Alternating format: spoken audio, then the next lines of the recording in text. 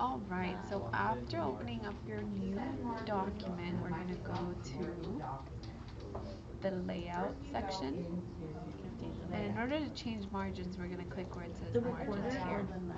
It has some set up for you already, but if you would want some custom margins, if your assignment requires very specific margins, then you can change it here under page setup. So we can adjust them here, and it gives you an example down here.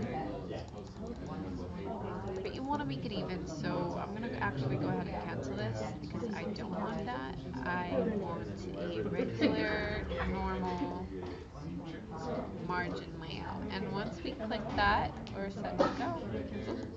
Okay. Oh, where am I? Custom?